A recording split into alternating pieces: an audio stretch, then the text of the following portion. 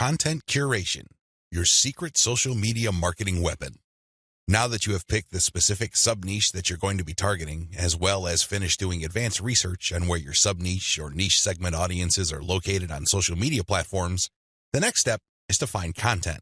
I've got some good news and some bad news. The good news is that you stand to save a lot of money. The bad news is that you need to put in a lot more time and pay attention to details.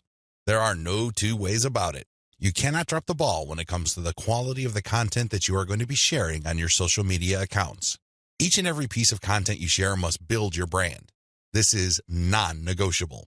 You can't just pick random pieces of content that somehow, some way has something to do with your niche. That's not going to help you get the right eyeballs. That's not going to help you establish the kind of credibility and authority you need to eventually convert highly specific and qualified traffic from social media into cold, hard cash. What is content curation? As I mentioned above, you stand to save a lot of money with content curation. This should be obvious. After all, you're not going to be using the content that you yourself created. Content curation is all about picking other people's content and sharing those materials on your social media accounts. This creates a win-win situation. Since you're sharing links and descriptions of such content, the creator of that content gets free traffic. You, on the other hand, get to build up your credibility because people are rewarded for following your accounts with highly targeted, highly specific, value-added content. Everybody wins. The user wins, you win, and of course, the original content creator comes out ahead. This is how it's supposed to work. You win big time because you save a tremendous amount of money not having to create a huge amount of original content. If you've ever tried to write your own stuff or outsourced content creation, whether in the US or to other parts of the world, it can get quite expensive very quickly. Content curation enables you to build credibility with your audience in a very inexpensive way. You use other people's content. You get to entertain them, build credibility, and gain their trust. The downside here is the time. Sure, you're not spending greenbacks, but you're definitely going to be spending time. As I mentioned above, you cannot be indiscriminate when you are trying to do content curation. Whatever goodwill you have built up for your brand will go up in smoke if people catch on to the fact that you are just randomly curating and spreading low-quality content that may have something to do with your niche. That's not going to cut it, not by a long shot. Adopt the right content curation strategy. Now that you know where your target audience members are on social media platforms, you build credibility by populating your social media accounts with highly credible, high-authority third-party content. This is called curation. In between those materials, you're going to be sharing your own original content. From time to time, you're going to call people to action to take a look at the incentives you're giving away for them to join your mailing list. This is how you play the game. When people follow you, they are rewarded with top-notch content. It doesn't really matter whether you produced that material or it was written by somebody else. Your followers get rewarded for following your account. They get niche-specific material. Eventually, you build trust with them because you only send them the very best materials. They start paying attention to your own materials. More importantly, they start noticing the content you share, which actively encourages them to sign up to your mailing list. This is the key. You intersperse your own original content. You create an impression of quality in their minds because you're sending only the very best third-party content.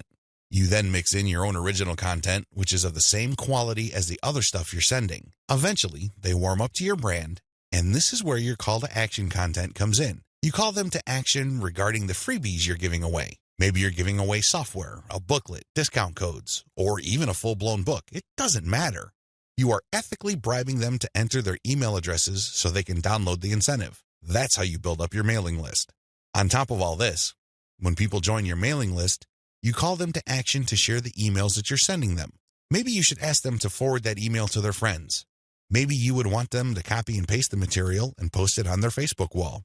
The best part to content curation is that it's very easy to automate. Seriously, this is one way of content promotion that is very automation friendly. You only need to get the URLs of the third-party content that you're curating and plug them into an Excel sheet. You then convert the file into a CSV file, which is then imported by social media scheduling tools like Hootsuite and Social Oomph. You don't have to manually enter anything. You don't have to schedule everything by hand. You can do all of this through software. Isn't that awesome? You get to build credibility while at the same time minimizing work. Now, with that said, you need to pay special attention to the content quality. High attention to detail is the key. You have to resist the temptation of running basic keyword searches on Google or on social media platforms and grabbing anything that is somewhat related to your niche. That is a one-way ticket to brand destruction. You worked hard to build your social media brand. It really would be a shame to see it all go up in smoke because the content you're curating is very unpredictable when it comes to quality. There may be several days when you're sending the very best, cutting-edge reports on your niche, followed by a few days of just completely worthless content. What do you think prospective fans would think? Either they would think that your brand is unreliable or you're unprofessional. Whatever the case may be, you're not going to be convincing people that your brand focuses on the very best in your niche.